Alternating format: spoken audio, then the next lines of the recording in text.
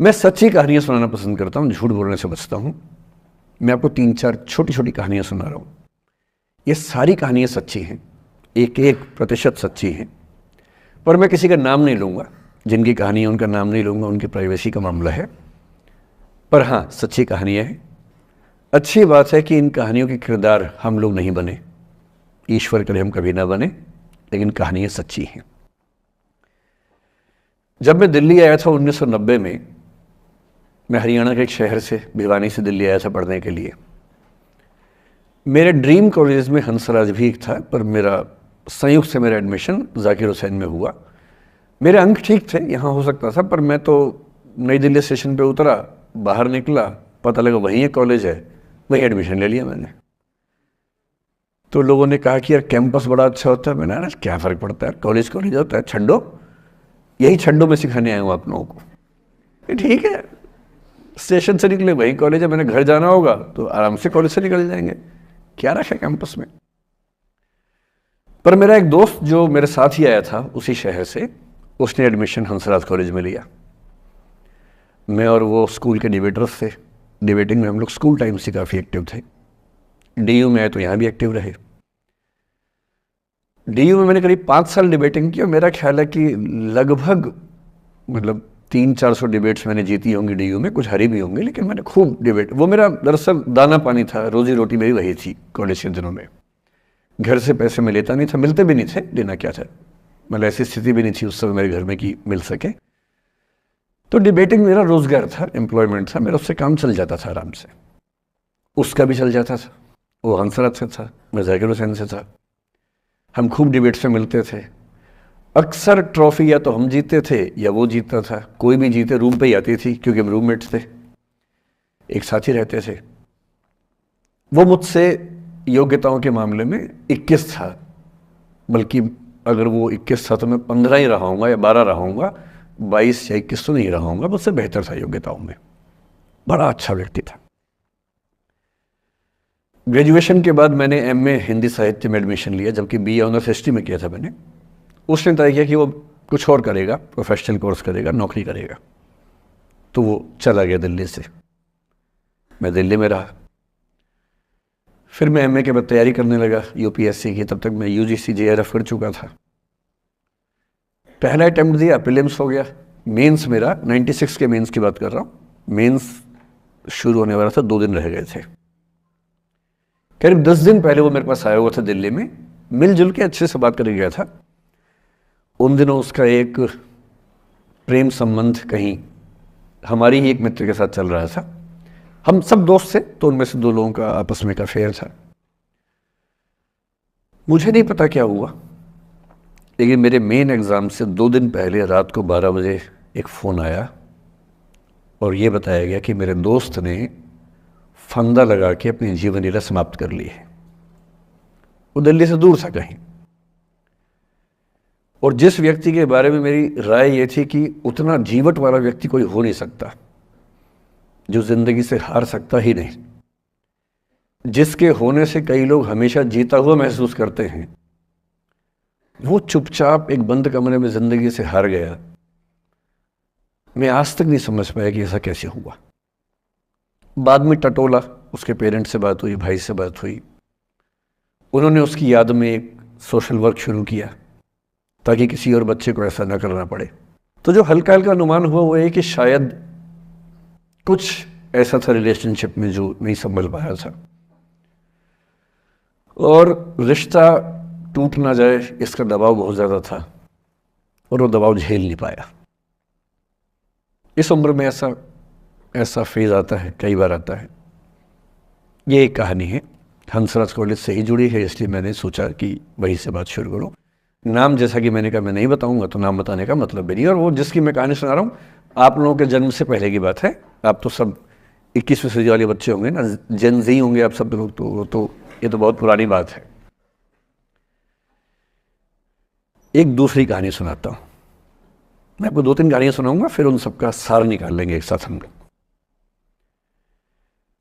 दूसरी कहानी ये है कि जब मेरा सिलेक्शन हो गया 97 में, 96 अटेम्प्ट में पहली बार में मेरा सिलेक्शन हो गया था, मैं एक्सटेंशन लेके तैयारी कर रहा था और डीयू में मैं पढ़ा भी रहा था उस समय।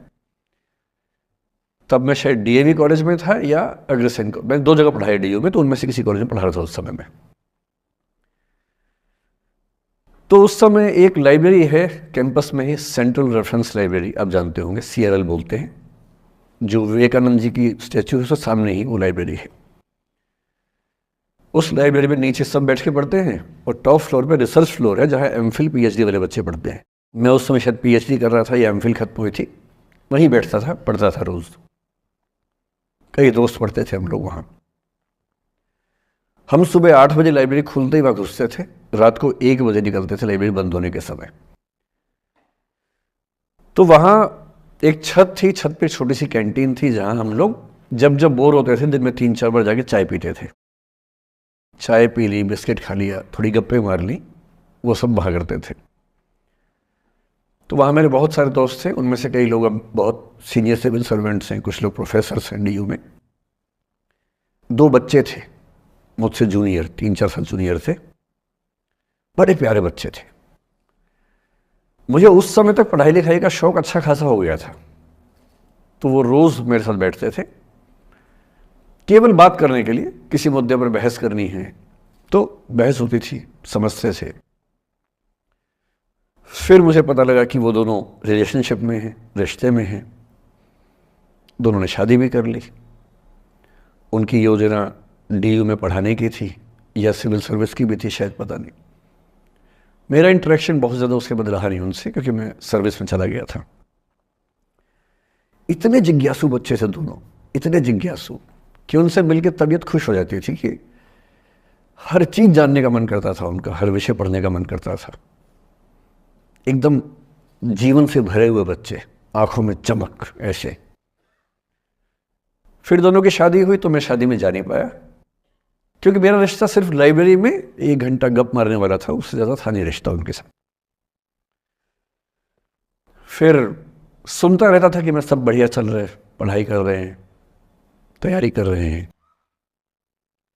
इंटरकास्ट मैरिज की उन लोगों ने, खूब हंगामा हुआ, दोनों घर में तलवारें खिंच गई, किसी तरह से तलवारें संभाली गई, मैनेज हुआ, दोनों साथ रहने लगे। और फिर 3-4 साल के बाद एक दिन मैंने खबर सुनी कि उस बच्ची ने फंदा लगा के जीवन लीला समाप्त कर ली। ये बात भी दिल्ली विश्वविद्यालय की, ये उस दौर के सब लोग इस कहानी को जानते हैं। मेरे ख्याल से ये दोनों कहानियाँ आपके प्रिंसिपल मैडम जानती होंगी, नहीं ध्यान कर पाएंगे तो मैं उनको जैसे नाम बोलूँगा अकेले में, वो तुरंत समझ जाएंगे मैं किसकी बात कर रहा हूँ। मैं आज तक नहीं समझ पाया कि ऐसा क्या हुआ होगा। तो बाद में अनुमान जो हुआ वो ये, इंटरकास्ट मैरिज, परिवार का दबाव, समाज का दबाव, आपस के दबाव, टॉक्सिक रिलेशनशिप, अंत में उस दबाव को न झेल पाना और जीवन समाप्त कर देना, ये हुआ। ये 2 घटनाएं हैं। एक तीसरी घटना ये है कि दिल्ली में आज से 25 साल पहले घटना घटी। आप लोग तब बस पैदा हुए होंगे, घुटनों में चल रहे होंगे, या उससे 5-7 साल पहले की बात रही होगी। ये घटना दिल्ली के सब सीनियर लोग जानते हैं, जिनकी उम्र 35-40 साल है वो सब जानते हैं इस घटना को। मोबाइल फ़ोन में वीडियो नया नया आया था उस समय।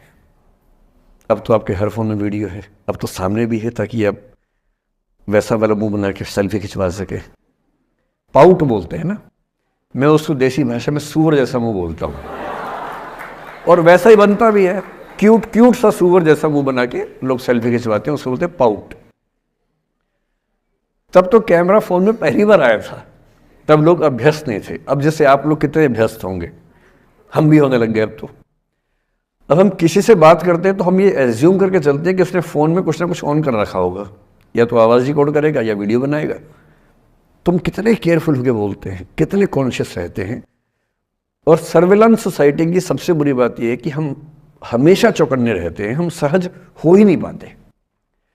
सहज रूप से 2 लोग बात कर लें, हो ही नहीं पाता।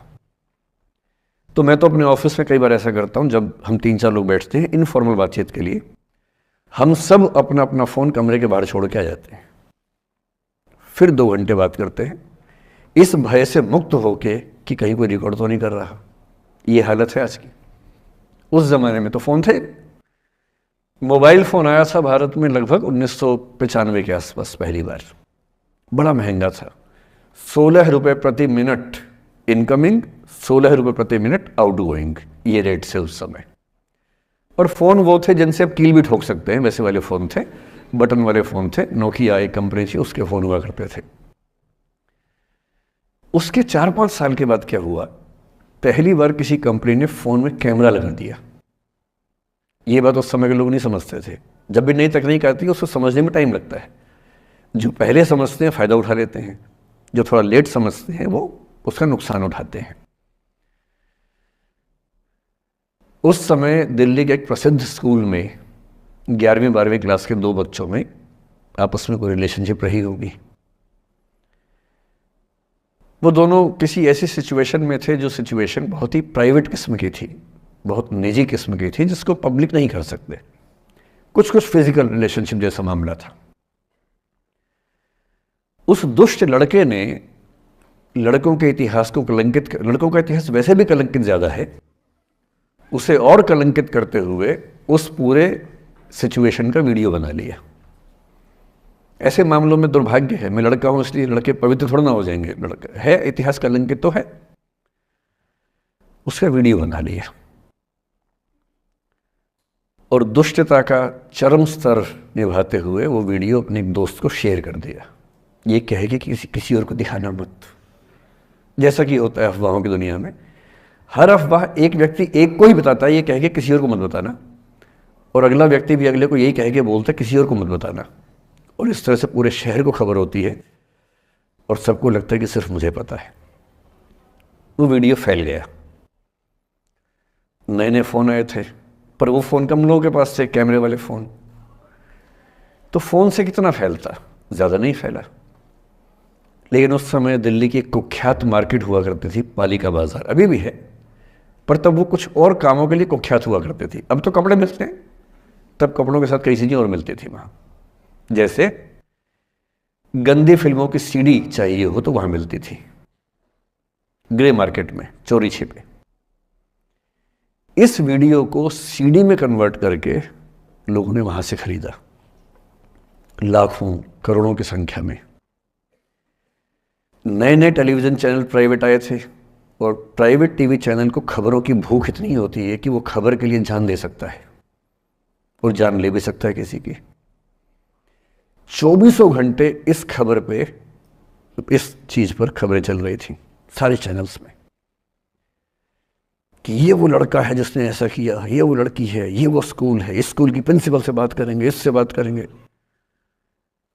वो जो बच्ची थी जिसकी इसमें कोई गलती नहीं थी, सिवाय इसके कि वो किसी एक लड़के से प्रेम करती थी, जो कि उस उम्र में बच्चे कर बैठते हैं। इसके लिए बहुत चिल्लपौनी मचानी चाहिए। बच्चों को आप हर बात पे अपराधी नहीं मान सकते। उस बच्चे की गलती सिर्फ इतनी थी कि उसने अपने दोस्त पे भरोसा किया, जो भरोसे के लायक था नहीं। वो नीच किस्म का व्यक्ति था जिसने उस संबंध की गरिमा को समझा नहीं। उस बच्ची के घर के बाहर 24 घंटे न्यूज़ चैनल से कैमरे खड़े रहे। घर से कोई भी निकले 50 कैमरे पीछे, आप बताइए आपकी बेटी कैसी है, आप बताइए आपकी बहन कैसी है। अंत में उस पिता ने अपनी बच्ची को इस देश से बाहर भेज दिया। उसके कुछ दिन बाद की जो खबर टीवी चैनल से नहीं दिखाई, उसके पिता ने आत्महत्या कर ली। ये तीसरा इंसिडेंस है। ये सारी खबरें सच्ची बता रहा हूं मैं, इनमें से एक भी झूठ नहीं है। झूठी कहानियों से मोटिवेशन दिया जा सकता है, मैं जानता हूं, पर जब सच्ची कहानियां हैं तो मैं झूठ क्यों बोलूं? सारी सच्ची कहानियां बता रहा हूं मैं आपको। एक चौथी कहानी जो आप में से कई लोगों की होगी। मेरा एक स्टूडेंट है, सिविल सर्वेंट है, सीनियर लेवल पे है, करीब 40 साल का है।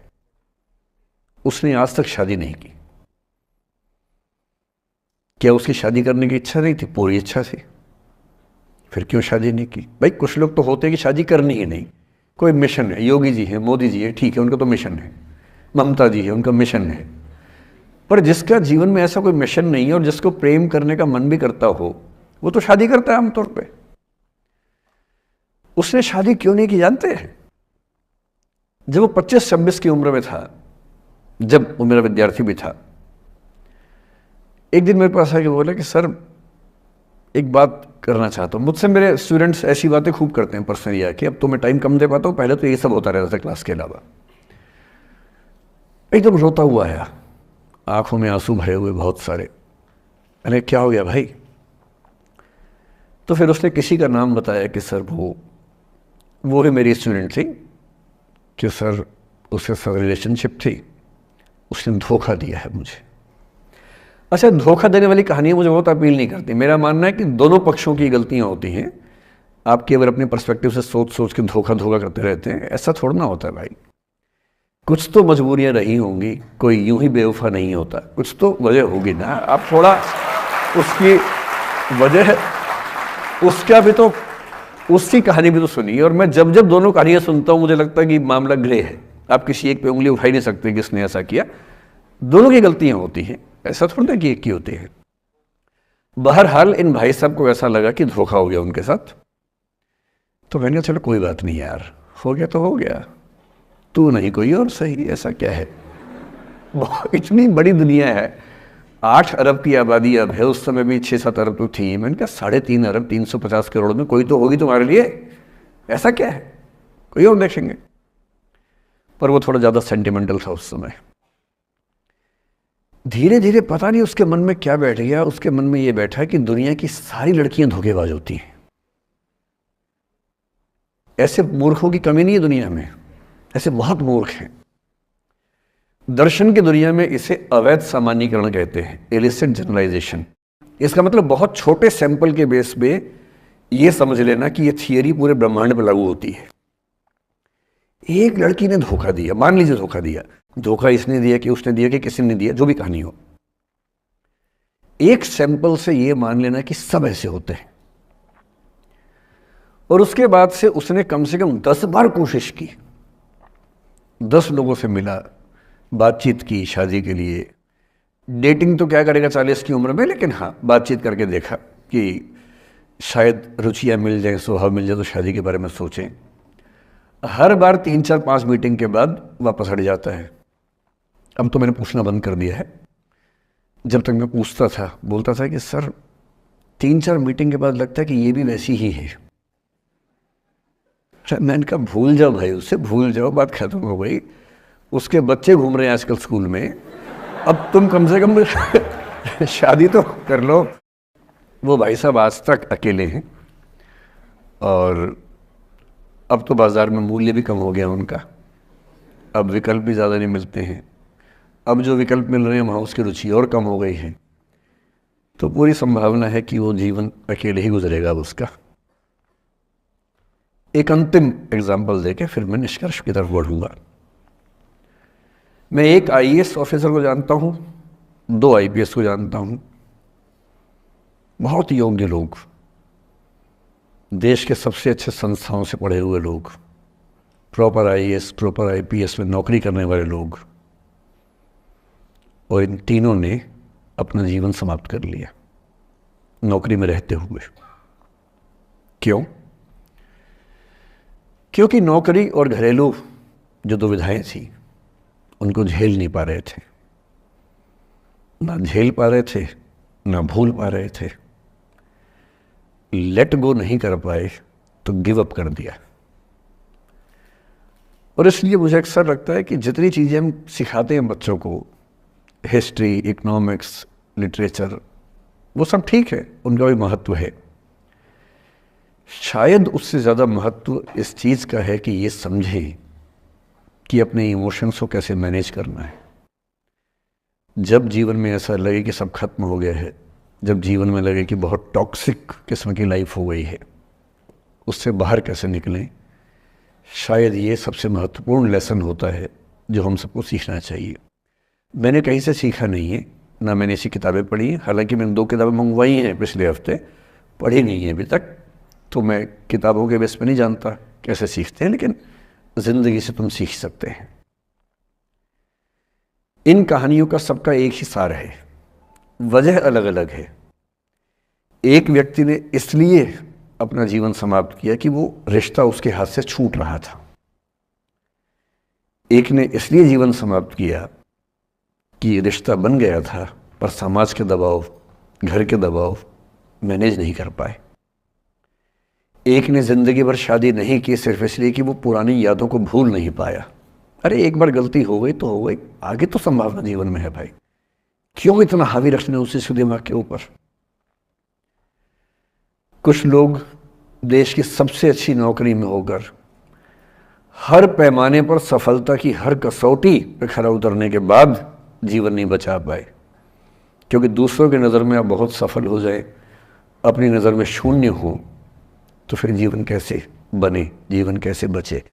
इन सारी कहानियों का मूल भाव एक ही है, अगर आप खुद को हैंडल नहीं कर सकते तो दुनिया को क्या हैंडल करेंगे। दुनिया को हैंडल करने से पहले खुद को हैंडल करना सीखना पड़ता है, और उसका सबसे आसान जो रामबाण उपाय है उसको बोलते हैं द आर्ट ऑफ लेटिंग गो, जाने दो। वो अफसाना जिसे अंजाम तक लाना ना हो मुमकिन, उसे एक खूबसूरत मोड़ देकर छोड़ना अच्छा। साहिर ने लिखा,